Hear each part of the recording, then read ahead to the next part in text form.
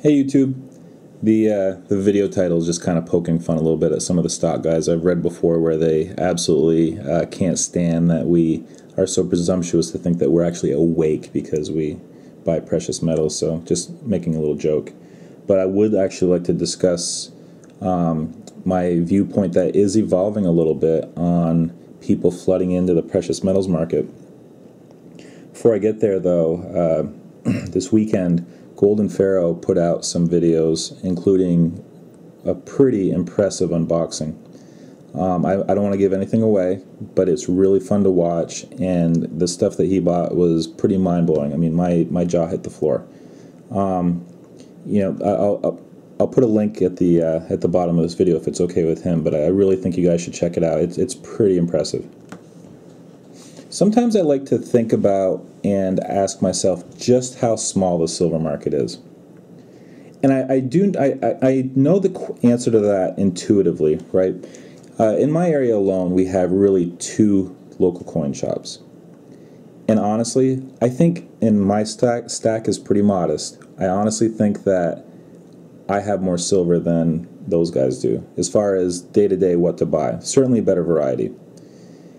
If people in my area decided that they wanted to start buying silver, they'd clean those guys out in a heartbeat.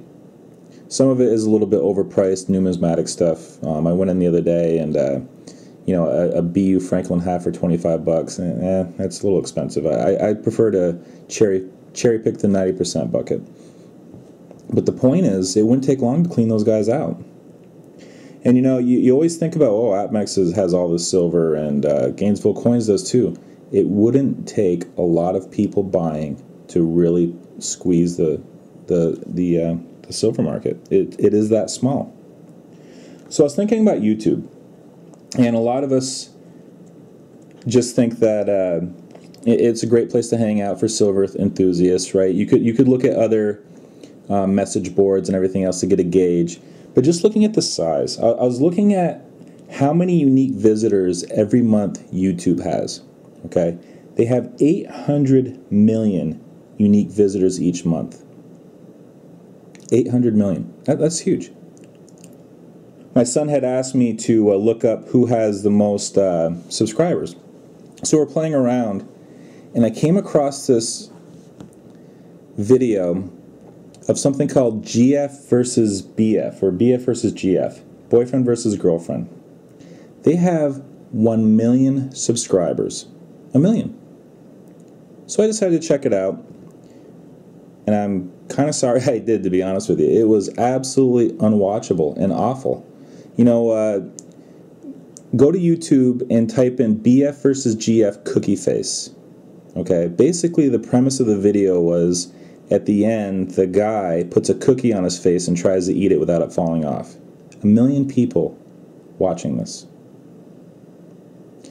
The largest silver channel on YouTube is SGT Bull with 32K subscribers, but he's not really a pure silver channel. He is more of an alternative media.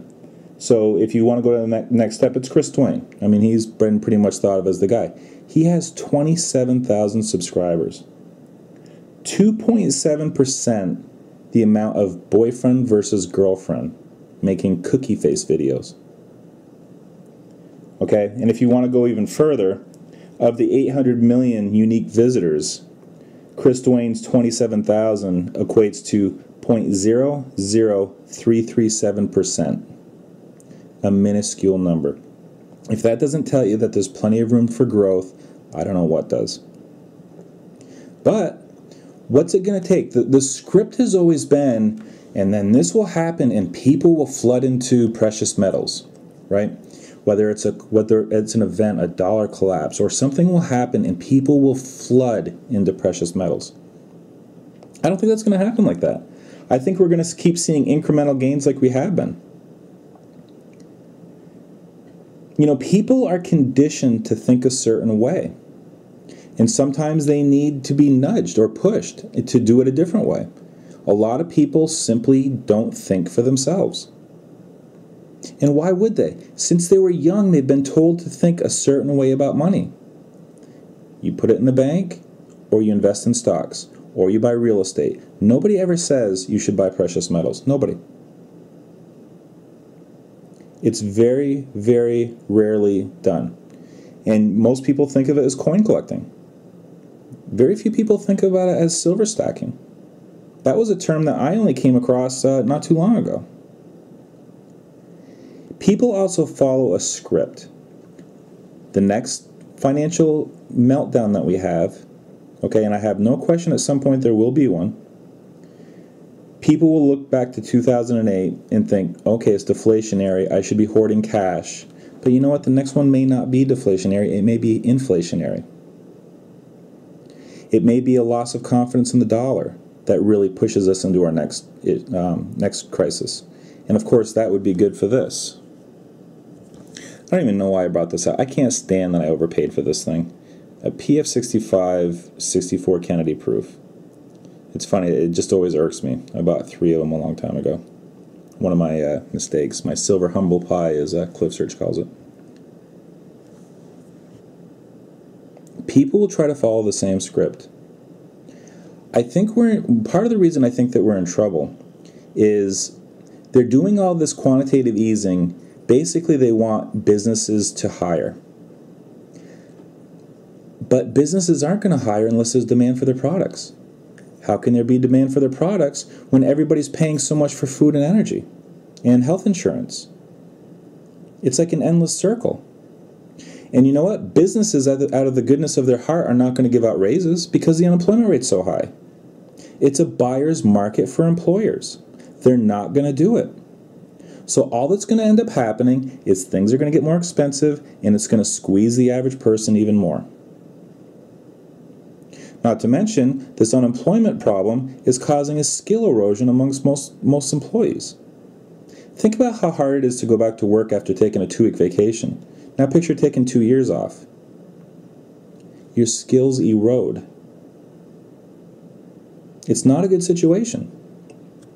Tomorrow I'm going to do a video, guys, asking you to break out your crystal balls and tell me what you think is going to happen, and I'll give my thoughts.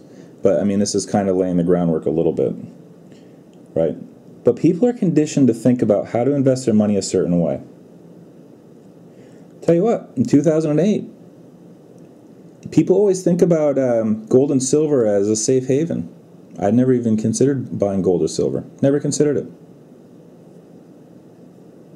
I'm pretty much your average person. So what would it take for them to start buying? I don't know. They need the media's help. They're not going to get it. Do you think they're going to start talking on CNBC how you should start selling your stocks and buying gold? No. Why would they? Do you think your stockbroker, when you call him up, is going to say, hey, I think you should pull money out of my account and buy some gold and stick it in your closet? No. So nobody's going to tell anybody to do this. They have to figure it out on their own. Most people are not good at doing that. They just kind of go about their lives. Watching Boyfriend versus Girlfriend. Watching the Kardashians. Watching Jersey Shore. Okay, that's the stuff that seems to matter more than anything today. And that's why so many people are going to get blindsided if there is another crisis. The federal debt keeps growing. Do we honestly think that it's just going to stop? What happens when it hits 30 trillion? We're not that far away. What about when interest rates are at 5% on 30 trillion? That's $1.5 trillion to service that debt. What are our tax receipts? $2.5 trillion? I need to look that up. If I'm wrong on that, then sorry. That's just the last number that I heard. It's getting absurd, and I don't see a way out of it. That's a huge part of why I stack silver, and down the road I hope to stack gold. Yes, a lot of crises in the past have been deflationary. I think the next one will be inflationary. All right, guys. Talk to you later.